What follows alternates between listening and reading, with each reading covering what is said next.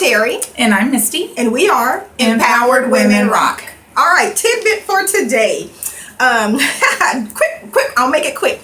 But kind of funny. So my sister and I, Tanae, there's an 8-year difference between us. So she's 8 years younger than I am. And one of the things I used to do was, so people think I'm just, Terry is so sweet and she's so wonderful. And well, little do you know, when she was a little toddler, I used to love to get her in trouble. So we would stay at my grandmother's house, and my grandmother, and we were out in the country, out in Fannin. My grandma would, Mama Jessie would go out and be, gathering eggs and stuff, and while she was doing it, I would go in the cabinets. I'd bring things like honey, I'd bring syrup, coconut, you name it, whatever I could find in the pantry, and I would just start shaking it and dumping it in the middle of the living room floor. And then I'd put my sister, who at the time was maybe 2 or 3, I'd set her right there next to it. Oh. And I would raise up the window and be like, Mama Jessie, come look what Tanae did. Come look what she did. Oh my gosh, does your sister speak to you? Oh, she does. I think she's forgiven me. But I would get her in trouble all the time. And they'd be like, well, why'd you do that? And black parents and grandparents are like, why did you do that? That is awful. So I'm sorry, Tanae. I've told you many times how sorry I was. That is terrible. That's because we had nothing to do out in Fannin, Texas. So she was my entertainment while she was a toddler. Oh my gosh. Well, I really can't say that because I did some awful things to my cousins. So, but I'm reformed, so I no longer do stuff like that. So many things just came to my mind right now, but my cousins watch this and kill me if I made the information public. The things that I should do to them. It wasn't just me. I had a partner in crime, so I wasn't the only one. No, it wasn't just. Okay, so I'm gonna. I had to come. Well, it's not really a secret, but I had to come up with something else because I feel like everybody probably thinks I'm insane. So I had to come up with something normal. Okay. Just something normal. Okay. So my normal thing that a lot of people, well, actually most people don't know about, I collect old books. Okay. I did know. Okay, you know about that. Okay. Mm-hmm. So, sorry about that. Didn't put my phone on silent. That was one of my kids. So I love to go to bookstores and look for old books. Not just classics, but books that have been written in. Because a long time ago, what they did was when you got a book, you didn't keep it. Okay. You read it and you sent it to someone else. And many times they would write a letter on the inside of the book. How neat. So I have books where people have written short letters to people, or it'll have somebody's name in it. Sometimes, and actually I found one at Redbird Books the other day that happened to be on my father's side, one of their relatives. That you found at the bookstore? She actually, her name was written in it. And so I took a picture and I sent it to one of my cousins. She's like, oh my gosh, yes, that was my aunt. Oh, wow. So I told her I had the book if she ever wanted it. But, yeah. That's pretty cool. I love old books. I love looking at the way that they wrote in them and the little stories that they tell. Oh my goodness! So that's pretty neat. So something normal about me. The perfectly normal thing. Very good. Very good. Well, we are going to jump into our topic, and Misty, I'm going to let you introduce what we are discussing today. Okay, so I was trying to think of something that we could talk about because I told Terry that I kind of want, I really like us to be as real as possible. You can't get much real than we already are because, y'all know some things about us. But I happened to be listening to a podcast today because Terry and I are very big into listening to podcasts and learning. And it happened to be a minister's podcast, but he had said, he was talking about happiness and kind of living in your happiness, because so many times we're like, if we have this, it'll make us more happy, and he made the statement that if you make $30,000 a year and you're not happy, if happiness isn't there, what makes you think happiness is in $30 million a year? Very good point. So, Very good point. just kind of talking about like finding the happiness, finding the happy in where you're at, because things could be Much worse. so much worse. Exactly. I mean, Exactly. I have no idea what it would feel like to be homeless. No idea. At what point you are so lost, everything is just so, Right. just everything is falling apart to where Right. you have nothing. Right. Right. You have nothing. Exactly. And it can be a myriad of different reasons. You know, it's not just because they did something that landed them that way, Right. but it's just life situations. So just kind of like finding your happy, finding your happy in where you are. You know, and I think, and when he brought up that topic, and I said, you know, I'm guilty of that myself. It's, Me too. Especially as an entrepreneur, but also, you know, who's still working a full-time job. It's a lot of times happiness can tend to, for me, revolve around where my business may be going, or, you know, different things, you know, the goals that I have, and am I accomplishing them?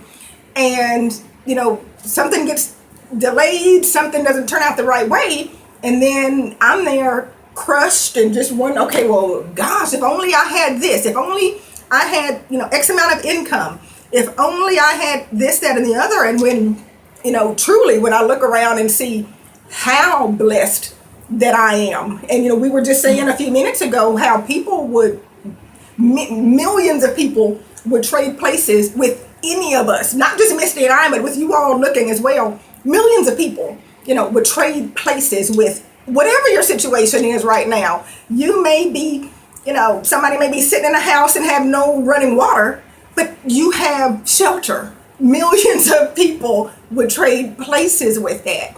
So it really, I mean, it does really make you think, what do we do so we can be content with where we are and not be so hung up on the stuff. Right. I think a lot of it is we're comparing we're scrolling through social media and comparing our lives to everybody else's. Oh gosh. And most of them I mean, most I of was them are gonna lying say, anyway. I know Most of a them are lot of those lying. people, and they're not even telling the truth. Right. I mean, these women, and y'all know who you are. They'll come to me and tell me, you know, how terrible their husbands are, and how unsupportive they are, and how it's just all this horrible stuff. And then 2 days later, I'm so blessed to have such a wonderful husband. And they've posted pictures of, you know, flowers that he sent. And I'm just like, really? Why you be lying to everybody? I mean, just, Right. I don't understand. Right. But, I mean, I don't put a lot of stuff on Facebook, neither do you. Correct. I mean, if I put every time on Facebook that I was mad at my husband, I just might as well have a scheduled post for every day. Let's just get real. Because he does something that irritates me every day. Every day. I mean, I don't know if David irritates you, but I mean, every day. I just set it up on buffer. My husband has irritated me Recurring today. schedule. Today. I figure if I posted every night at like 11:55, Oh it would my be gosh. completely accurate. My husband irritated me today. Something today. My children drove me crazy today. But anyway, but I Right. mean, it's just, I think that you just have to find a place. 'Cause that's kind of what I'm struggling with too, is finding a place where because I sat in here earlier and I was looking around and going, you know, this ain't so bad. Right. I have a nice office. You know, I get to come here to work every day. I have a nice house. And it's crazy because I was telling you earlier, the whole time the kids were growing up, I was like, oh, I'd love to have a bigger house. I'd love to have a bigger house. We have a bigger house now, and we have a giant living room that no one's in. More than enough room. We're in it we're literally in it for when we have like a family movie night and the girls are down from college, or it's a holiday. But other than that, Just it's a a few giant times. room that is not used. Exactly. Our dogs try to get in there.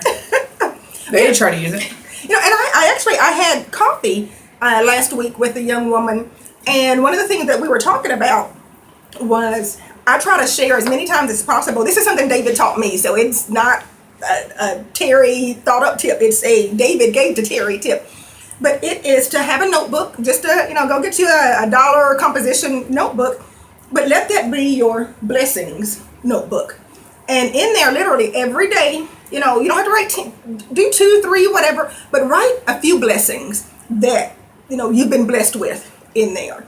But do it on a daily basis, because again, what happens when something seems to go wrong, something doesn't go the way we expected, we, hit some kind of, wall, we seem to get, as people, just, humans, we get amnesia about how far we've come. Oh my gosh, how yes. much God has blessed us. Yes. And we forget all the stuff that's been done, all of our lives. And it's a great way to be able to go back and say, well, no, look, I got this blessing, this blessing, this blessing. So sometimes you need to continue to see it. And she told me, she said a really good thing. She said, Terry, she said, I'm trying to hit the next level in my business, but I want you to remember the conversation we're having now, because she was telling me about a lot of her blessings that are happening.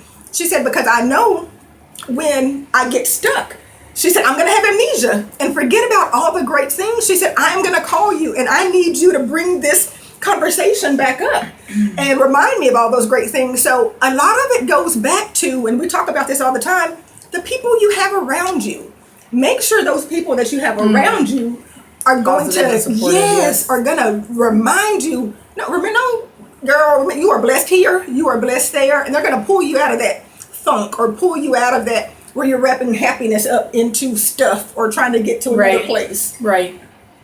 No, yeah, I totally agree. I think that's a wonderful thing, and I'm glad that I have friends like you that are here to remind me, just when something, situations going on, just kind of like sit back and be patient and let God do his thing. And just whether or not something happens or doesn't happen, whether or not you're able to buy a big house or not able to buy a big house, instead of looking at something, I look at it now. I look back on those little houses. When I say little houses, they were like 1,500 square feet.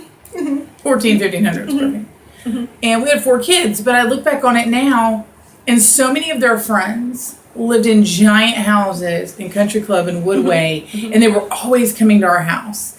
And there was one kid in particular, he should crack me up. His parents were very, very wealthy. They were always doing stuff. They were always going places. He had everything he could possibly want. Every time he came over, he would come find me. And he'd be like, Miss Misty, are we eating at the table today? And I'm like, of course we're eating at the table today. He goes, I was just checking. Because that's what he wanted. And he made sure that every single time that he came over, we weren't going to go get pizza. We were going to eat. We could order it and bring it home. But we were going to eat pizza or eat dinner or whatever at the table as a family. Right.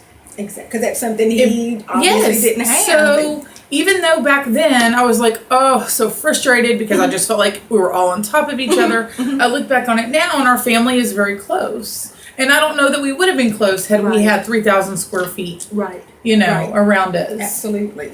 They probably would have got by with a whole lot more than they actually did. Absolutely. Because I could hear them through the vents. That's a good. I'm sure that probably went both ways. We'll just move on past that one right now. Keeping it PG. We'll move on past that. They never said anything. But anyway. But so, really think about, make a concerted effort starting today. Make a concerted effort that you don't allow your happiness, don't allow your joy to be wrapped up in stuff. Be happy, be content with where you are. And there's a verse, and David will kill me because I know I'm not going to get it verbatim, but it's in Philippians. And it's where Paul talks about, he's been on both sides. He knows how to be abased, meaning he didn't have anything, and he knows how to abound. He's had a lot of stuff and it's been plentiful. He can operate at any side. But he's going to be content at all times.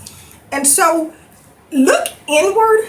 And one of the things, Misty, that you brought up is, as we're going to wrap up here in just a minute, is especially when you have children who are still living at home. Thank you. Please expand on what you were saying there. You can talk about it.